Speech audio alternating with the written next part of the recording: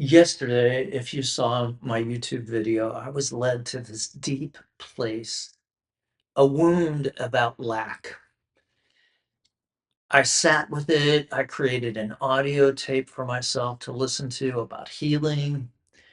I went through it about 3 times, and then I sat quietly for a couple of hours visualizing healing, love, joy, power. Just in case you didn't see yesterday's video, a little about it. When I was young, my father would throw the grocery money on the floor and make me pick it up. I was about 10 years old. I felt when I thought about lack that this was the initial wound that I needed to get to dig out and become stronger as an adult. Well, this morning, I not only saw my older self picking up the money and handing it to Bobby, was what everybody called me when I was a child. And I'll use Bobby as the name for my inner child. But I also saw me leading Bobby out of the house of my childhood, holding all the memories. I read something this morning about the law of squares, which I'd never heard of before, that states the farther away from an energy source, like a light, that you get, the weaker it becomes by squares, such as if you're 2 times away from it, it gets less. 4 times away, it gets 4 times less. And depending on the distance, it gets even more less.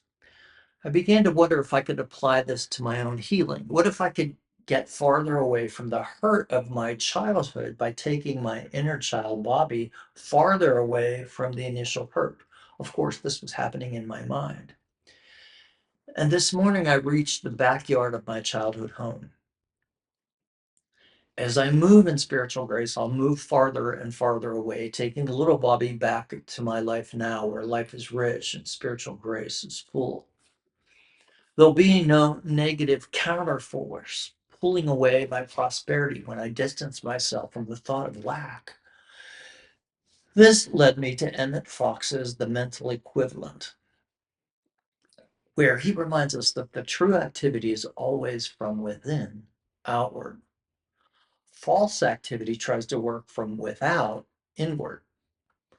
One is centrifugal, from within to without, or centrifugal, and the other is centripetal, from without to within, which in spirituality is like trying to force healing from outward force.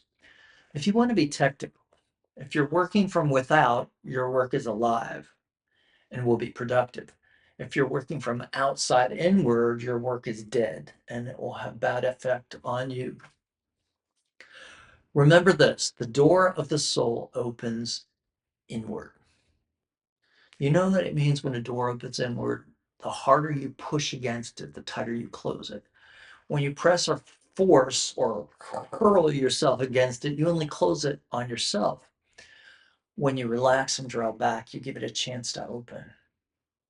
In all theater and public buildings, the doors open outward. The law insists upon this because crowds are apt to become panic stricken and then they push. And if the doors open inward, the people would imprison themselves and be killed. The door of the soul opens inward. We are all living in some kind of prison, some of us in one kind, some of us in another. Some in a prison of lack, some in a prison of remorse and resentment, some in a prison of blind, unintelligent fear, some in a prison of sickness. But always the prison is in our thought and not in the nature of things. There's no truth in our seeming troubles. There is no reality in lack. There is no power in time or conditions to make us old or tired or sick. The Jesus Christ teaching and the unity movement in particular comes to us and says, you are not locked in a prison of circumstances. You're not chained in any dungeon. In the name of God, turn the handle, walk out, and be free. Build a mental equivalent of freedom, of vibrant physical health, of true prosperity, of increasing understanding and achievement for God. Build it by thinking it, having faith in it, and acting the part.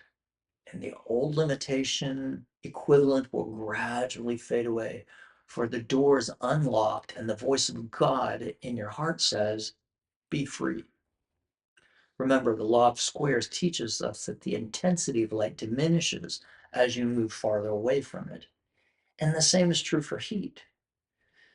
Spirituality, if we're speaking about the light of God, this law is not bound by the same limitations. The further we move from source in thought, the more that light appears to fade. But the moment we turn our attention back, we are instantly bathed in its full strength. Conversely, when we intentionally distance ourselves from a false source, such as the belief in lack, like me, its energy weakens exponentially. By walking little Bobby into my present life of abundance, I'm applying both the physics of the law of squares and the metaphysics of the inward opening door. I'm building the mental equivalent of freedom. And as I keep moving away from lack and toward grace, the false light fades and the true light becomes my only source.